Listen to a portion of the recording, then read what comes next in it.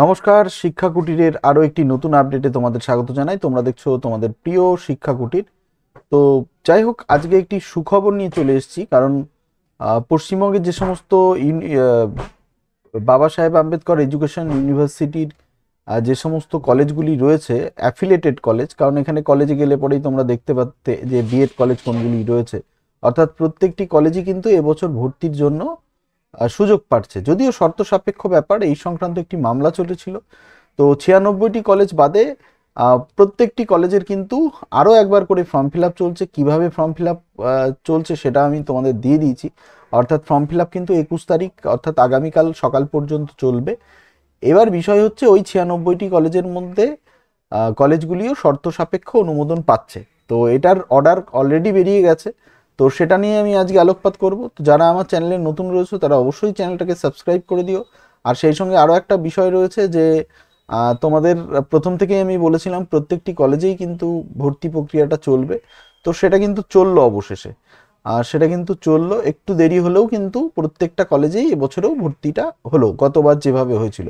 তবে গত বছর কী হবে সেটা বলা যাচ্ছে না। তবে এবছর আমি শুরু থেকেই তোমাদেরকে বলেছিলাম যে ভর্তি প্রক্রিয়া কিন্তু অবশ্যই অবশ্যই হবে। তো যাই হোক, কথাটা মিলে গেল। যারা আমার চ্যানেলে প্রথম থেকে দেখেছো, ভরসা করেছো। তো যাই হোক, অর্ডার বেরিয়ে গেছে অলরেডি। তো কি অর্ডার রয়েছে সেটা একবার জানবো এবং কোন বেঞ্চে ছিল। মূলত ডিভিশন বেঞ্চের মামলা ছিল এটি। তো বাবা সাহেব আম্বেদকর এডুকেশন ইউনিভার্সিটির যে কলকাতা হাইকোর্টের যে ছিল, সেটা একটু ডিটেলসে বলে দিই। যে যে সমস্ত কলেজ, অর্থাৎ 96টি যে কলেজ রয়েছে সেই কলেজের তোমার নথিপত্র, আচ্ছা, যে নথিপত্র থাকা অনুমোদনহীন বিএড কলেজগুলি শর্ত সাপেক্ষে অনুমোদন দেওয়া হবে দেওয়া হবে বলে কিন্তু মঙ্গলবার এই নির্দেশ দিয়েছে কলকাতা হাইকোর্টের ডিভিশন বেঞ্চ। এবং প্রধান বিচারপতির টিএস শিবজ্ঞানম ও বিচারপতি হিরণময় ভট্টাচার্যের ডিভিশন বেঞ্চ কিন্তু এই যে তোমার অর্ডার সেটা কিন্তু দিয়েছে যে তারা কিন্তু শর্ত সাপেক্ষে তাদেরকে অনুমোদন দেওয়া হবে। ঠিক আছে, শর্ত সাপেক্ষে অনুমোদন দেওয়া হবে। এবং সেই সব অনুমোদনহীন কলেজগুলির সমস্ত নথি রয়েছে, তাদেরকে আগামী 10 দিনের মধ্যে শর্ত সাপেক্ষে অনুমোদন দিতে হবে। ঠিক আছে, তো আগামী 10 দিনের মধ্যে কিন্তু তাদের অনুমতি দিয়ে দেওয়া হবে এবং তারাও কিন্তু ভর্তি করতে পারবে। তারাও কিন্তু ভর্তি করতে পারবে। এখনো পর্যন্ত যেটুকুনি আপডেট আছে তারাও কিন্তু ভর্তি করতে পারবে।